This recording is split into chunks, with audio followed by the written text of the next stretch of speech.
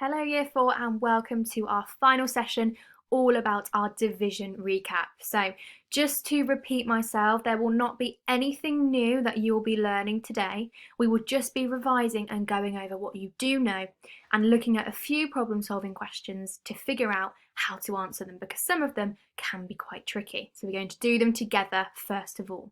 Okay, so you might need a pencil or a piece of paper just to jot down a few notes when I'm asking you to pause the video in today's session. Okay, so first of all, we're going to work out 96 divided by 4. We are going to use base 10 to help us, and we're going to use a place value chart. So we can see here that we've got 96 as a base 10. We've got 9 tens and 6 ones. Now, do we start with the tens or the ones first when we are dividing year 4?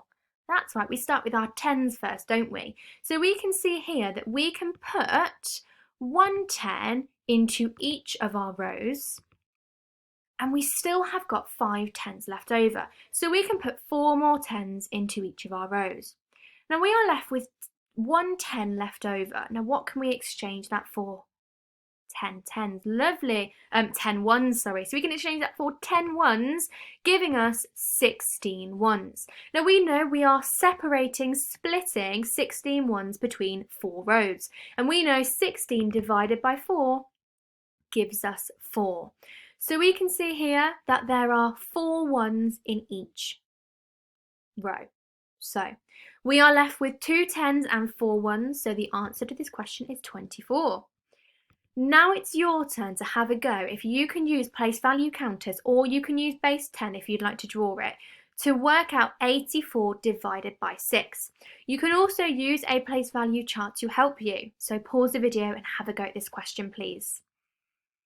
Okay, so you will have worked out that you will have needed 6 different rows because we are dividing by 6. Our divisor is 6.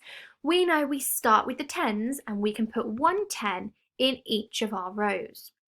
We are left with 2 tens, so we can exchange 1 10 for 10 ones and another 10 for 10 ones. So we have exchanged for 20 ones. We now have got 24 ones to split between 6 rows. We can work this out by thinking 24 divided by 6, that's 4. So there should be 4 ones in each row. So we are left with 1 10 and 4 ones, so the answer is 14. Okay, let's have a think how we would work this one out. So we have got 73 represented by 7 tens and 3 ones from our place value counters. Can you pause the video and see how we are going to work this one out, please? Off you go. Okay, so you might have your place value chart ready. You know that you can split our 7 tens up so that there are 2 tens in each of our rows. You can then exchange this 1 10 for 10 ones, giving us 13 ones. We can then begin to split 4 of our ones into each of our rows, giving us 1 1 remaining. What do we do with this 1 that's remaining? Can you remember? That's right, we just count it as a remainder. So we are left with 2 tens, 4 ones and 1 remaining. So the answer is 24 remainder 1. Okay, another one for you here, 115 divided by 5. I wonder if you can use a place value chart but also a part whole model to help you partition this number 115 so you can divide each of the parts by 5. Can you pause the video and have a go at this, please? Okay, well we know that we are partitioning the number 115 and we're starting with our largest value, 100. Can we put 100 equally into our rows? No, we can't. So we need to exchange this 100. What are we going to exchange it for? 10 tens, lovely. So now we have got 11 tens. So we can start to put 1 10 in each of our rows. We know that we could use these 11 tens to put 2 tens in each row. We are left with 1 10 remaining, so we know we can exchange that for 10 ones. and then we can put our ones in our place value chart nice and equally, so we are left with no hundreds, 2 tens and 3 ones. Now we can also look at a part whole model to help us here.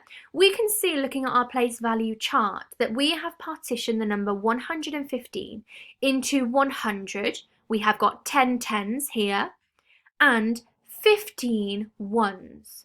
We then need to know that we can divide each of these numbers by 5.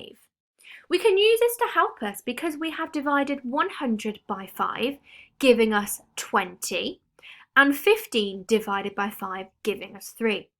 Adding them together gives us the answer of 23. Okay, I would like you to work out the answer to 153 divided by 3. But I want you to see if you can see the pattern which makes this really easy to answer. I am going to pause the video and let you have a think. Don't work it out yet. We're going to go through it together and then I'm going to give you one to work out independently. So pause the video and just have a think for me, please. Okay, have you noticed that we can partition this number and really easily divide it by 3?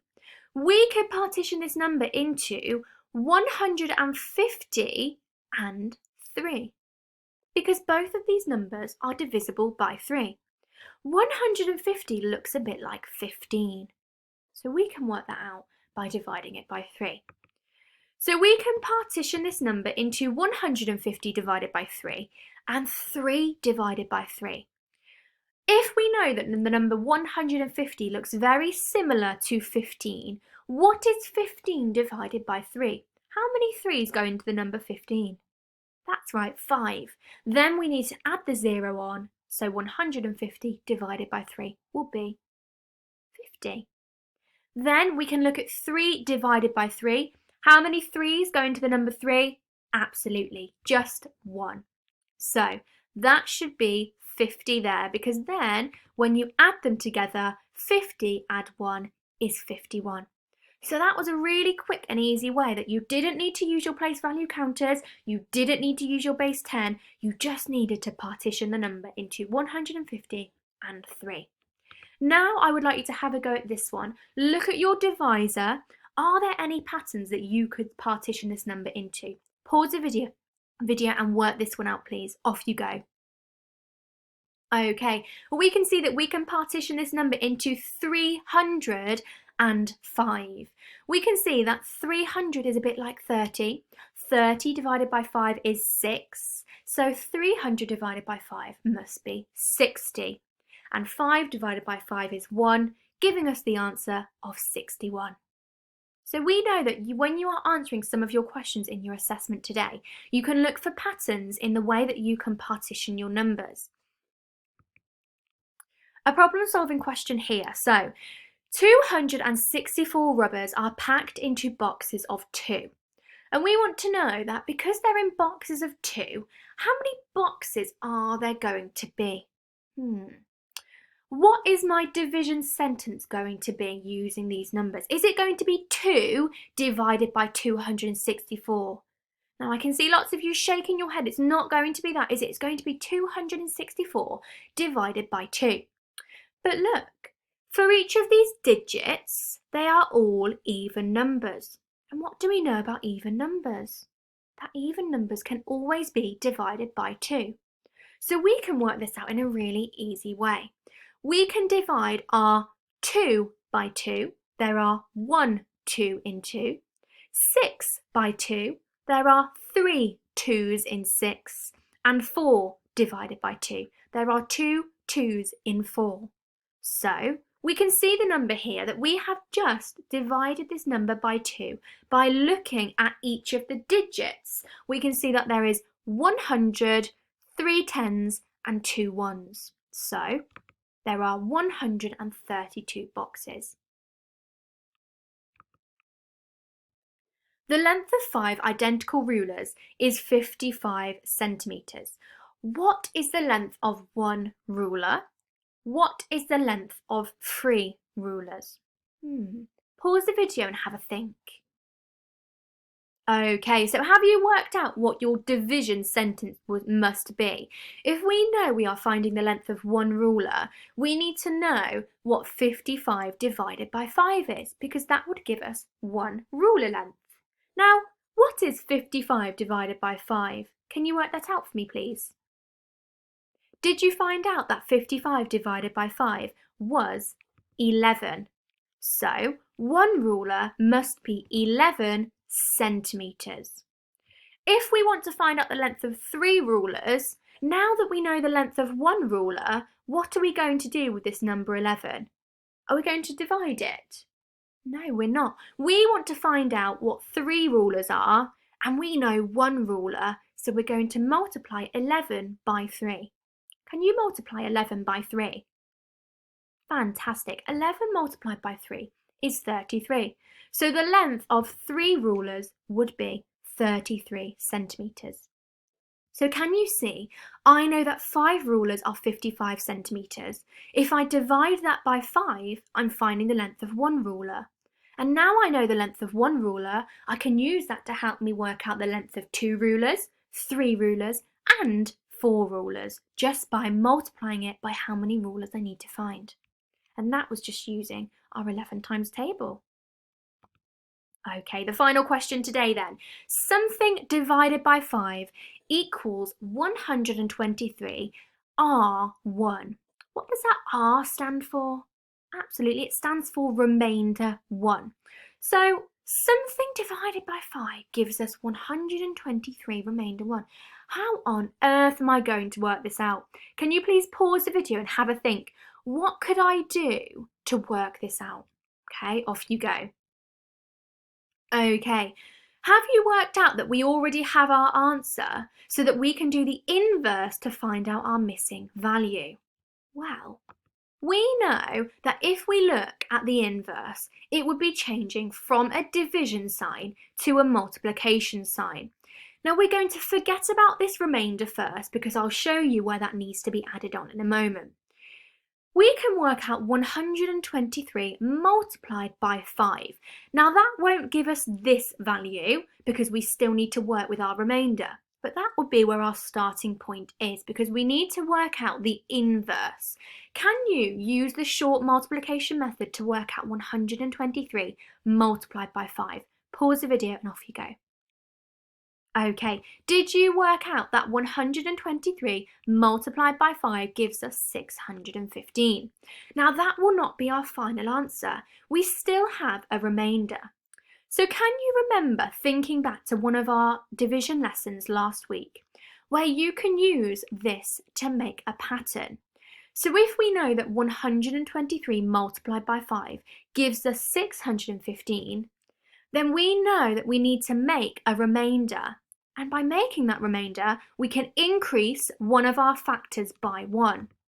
So if we know that 615 divided by 5 is 123, then 616 divided by 5 would give us the answer of 123, remainder 1. Because we are increasing this number by 1 to get 616, so we will be increasing this number by 1, and it wouldn't be 124 because we cannot divide that by 5. It would be 123 remainder 1. So the answer would be 616 divided by 5, giving us 123 remainder 1. So, if I wanted to get the answer of 123 remainder 2, what would I have to divide by 5? That's right, I'd have to divide 617 by 5, giving us 123 remainder 2. Okay, now we have had our recap for division. It's now your turn to have a go at the multiplication and division assessment B. You will find this resource under Year 4 Maths resource 26th of January 2, so it's the second sheet. By now, you should have already completed the multiplication assessment, so well done if you have. Again, please make sure you complete this independently so I know that your learning is true for yourself and that you haven't had help from your grown-up. Okay, really looking forward to seeing them. Good luck, you will be amazing, and I will see you in our math lesson tomorrow, where we will be beginning our new topic of area. Bye, Year 4, and good luck.